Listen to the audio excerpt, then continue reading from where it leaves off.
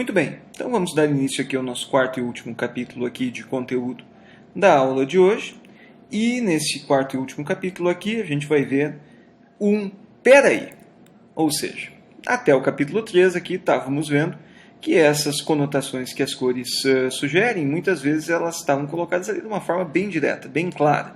E o peraí é justamente tentar ver um exemplo do mundo real, dessas manipulações, para ver que nem sempre as coisas andam todas de mãos dadas. Ou seja, quando a gente vai observar, existem outras conotações embutidas aí e outras coisas. Por exemplo, o uso de máscaras para colocar uma cor num canto da tela e outra cor no outro. A gente vai ver que tem uma série de manipulações possíveis além dessas conotações mais óbvias. Ou seja, isso significa basicamente que é o seguinte: tanto para criar quanto para interpretar essas coisas, vocês precisam ver muitas coisas, ver muitos filmes, prestar atenção nos filmes, prestar atenção nas obras de arte, prestar atenção, botar um monte de coisa para dentro da cachola, porque isso aí vai qualificar a visão de vocês. E isso aí vai qualificar aquilo que vocês vão criar a partir deste monte de informações. E o que eu chamo a atenção, que a gente vai ver aqui, vai estar o arquivo separado aqui, porque eu pretendo postar no YouTube esse vídeo, e o YouTube ia encrencar se eu embutisse a abertura do True Blood, então vai estar vinculado no YouTube para que vocês possam ver depois. Aqui no arquivo que vai estar rodando, eu vou pedir para quem está me substituindo para tocar o arquivo nesse momento, a abertura do True Blood, mas nós seguimos aqui justamente com uma visão geral dela aqui dos vários fotogramas da abertura.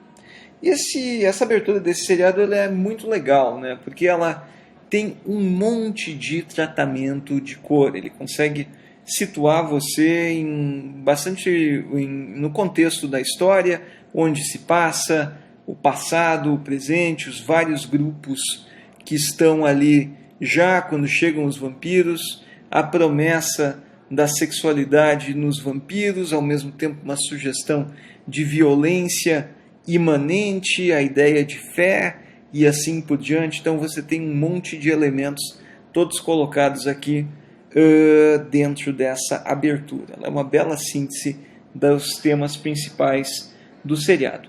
E como uma síntese, ele também tem um bom trabalho de uns tratamentos de cor. Praticamente todos os fotogramas aqui, todos os quadros que a gente pode ver, tem alguma manipulação de cor. Eu escolhi alguns para destacar, me pareceram mais interessantes nesse momento. Vocês podem ver aqui, antes da gente passar, aquele fotograma ali embaixo da cobra, embaixo do menininho ali, vocês podem ver que, enfim, tem uma coxa de mulher, tem luzes ali vermelhas, duas pessoas, um casal se aproximando numa pista de dança. Ali não tem mistério, conotação, né? Ali o vermelho está sendo usado do seu jeito mais óbvio, sugerindo ali um envolvimento sexual. Mas o que a gente poderia destacar de outros significados aqui? Vamos ver algumas conotações aqui colocado. Isso aqui é um plano bem do início da abertura, e a gente tem um pôr do sol, e daí para baratinar completamente aquela minha classificação, a gente tem um magenta, a gente tem azul, a gente tem amarelo, a gente tem laranja, a gente tem o branco, a gente tem um monte de cores. E agora, né, o que está acontecendo aqui? Bem, essa conotação ela está lastreada numa denotação que é justamente de filme velado.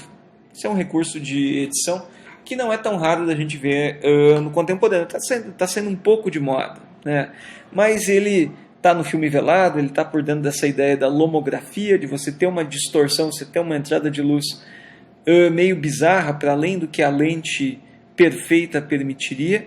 Isso aí vai naturalmente dar algum tipo de distorção cromática. Se vocês vão olhar esse plano aqui, ele funde para o próximo que a gente vai ver. Então a ideia de representar esse nascer do sol ou um entardecer, a gente não tem ideia se é um, se é outro, mas é uma luz que está no momento que passa da noite para o dia ou do dia para a noite. Esse espaço aí é o momento em que, né, as coisas diferentes do natural aparecem, né, entre os mundos, o mundo da noite e o mundo do dia. Você tem aí, justamente culturalmente, você tem uma construção cultural que é nesse momento que criaturas esquisitas saem das suas tocas ou voltam para elas, e aí a gente tem esse limiar também com essa conotação fotoquímica aí de algum lugar que parou no tempo, uma imagem que é para ser antiga desse lugar, que pode muito bem ter sido colocado simplesmente com um efeito de edição, como até, por exemplo, na vinheta do semestre passado das sessões Techcine, se vocês se lembrarem, ela tinha exatamente uns efeitos de filme velado tranquilamente colocados na edição, em termos velado. Nenhuma película foi machucada na realização daquela vinheta. Há um ponto importante aqui também de mencionar, que está aqui na legenda, vocês já devem ter lido isso há horas aqui, mas observem os cantos superiores e um pouquinho do canto inferior, aquele mais alaranjado. A gente pode ver que tem uma queda de luz nesses cantos, né? Tem ali uma variação na luminosidade das bordas aqui em cima. Isso aí significa uma ideia de você centrar a atenção em uns momentos, em umas situações do quadro, e também isso dá a ideia, isso evoca a ideia de uma certa precariedade técnica, evoca a ideia que você tem ali menos condições de fazer alguma coisa com a imagem toda plana, toda perfeita, ou seja, você estaria à margem de um local mais evoluído economicamente e assim por diante, o que é algo que faz parte aqui da narrativa. Aquela imagem ela tem uma fusão e ela passa para essa casa azul magenta. Aqui, mais uma vez, a gente não pode ler essa conotação apenas pelas chaves que a gente discutiu há pouco, mas a gente pode observar que aqui tem mais uma chave técnica. Como o Martin Scorsese fez no seu filme O Aviador, com o Leonardo DiCaprio, com a Cate Blanchett, onde havia toda uma mudança de equilíbrio das cores de acordo com a época em que o filme se passava. Ele foi emulando o que cada película de cada momento da história do cinema era capaz de dar em termos de balanço cromático. E aqui o que a gente pode observar é que em negativos coloridos há uma tendência a perder amarelo. O pigmento amarelo ele tende a se deteriorar mais do que os outros pigmentos. E se você tira o amarelo, você fica com o magenta, você fica com o azul. E aí a gente tem essa imagem aqui, que ela parece mais antiga. Ela parece uma foto deteriorada da década de 60, alguma coisa assim, o que é, obviamente, uma farsa. Ele está brincando aí, o realizador está brincando com a nossa bagagem cultural. E se você não lê esse detalhe, você vai basicamente entender por um propósito estético, apenas se é bonito, se é feio, se é mais ou menos, se agrada ou não agrada. Bem, um pouco depois, temos aí uma imagem voyeurística, né, de uma ação num quarto. A gente não sabe exatamente para quem essa moça aí está se mostrando, se é que está se mostrando para alguém. Há uma sugestão praticamente de que o olhar do espectador é o olhar do voyeur, para quem estaria se vendo isso. Até existe aí uma queda de luz nas bordas que é quase como se estivesse olhando algo por uma fresta ou alguma coisa assim, já tem uma conotação de algo meio fora do normal. Mas a gente pode observar de onde vem a luz, né? A luz tem um tom quente, tem um tom aí um pouco mais horizontal. Vocês podem ver que não tem luz vinda de cima aqui, a gente tem luzes horizontais. É uma luz interna de casa à noite.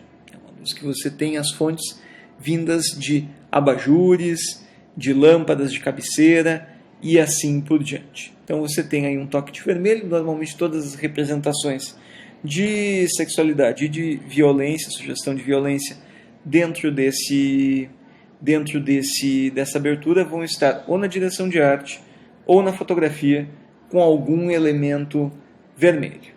Isso aparece também, por exemplo, na cobra. Se fosse uma cobra, o que teria acontecido? Bem, nossa amiga cobra aqui claramente tem uma mancha vermelha sobre o seu corpo. Ela está ali manchadinha de vermelho, a cobra está avermelhada, o que chama atenção, dirige a atenção para ela em relação ao resto que está artificialmente com menos saturação, uma saturação e um matiz puxado para o ocre, né? E também vocês podem observar que tem um foco de luz ali sobre a cabeça da cobra, e isso aí faz chamar a atenção ainda mais aí para essa boca aberta da cobra dando bote. Mais uma vez, aqui essa imagem opera como um elemento de violência. A gente não sabe quem está dando bote em quem, são os vampiros nos humanos, os humanos que não gostam de vampiros, mas existe aí alguma ideia de um ataque de surpresa, de um ataque impulsivo e de um ataque indefensável, que está embutido aqui. Bem, a abertura também ela é pontuada em vários momentos por imagens em detalhes de corpos. A gente nunca vê direito se são corpos de homens, de mulheres, se são corpos que estão brigando, se são corpos que estão fazendo sexo, mas são imagens curiosas. Elas trazem aqui aquela luz do claro escuro, né? Quase um Caravaggio isso aqui, ou seja, você vê aqui que você tem justamente o claro e o escuro para chamar a atenção apenas o suficiente para você ver que esse elemento de sexo e violência ele vai estar envolvido por toda a narrativa da história.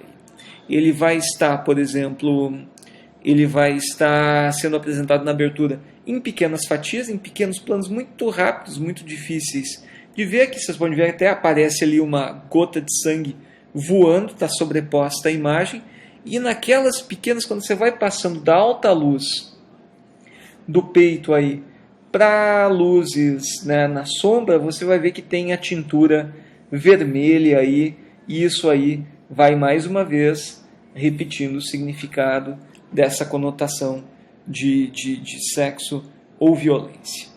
Bem, com isso aí, deem uma olhada depois na abertura do True Blood completa, ela tem várias outras significados aí, mas essencialmente eu destaco esses quadros aqui para a gente ver que normalmente não é apenas uma manipulação, um tom na alta luz, na média luz ou na baixa luz que é feito, ou seja, é feito normalmente um tratamento ou uma manipulação de cor que ela vai enriquecendo os significados desses planos de modo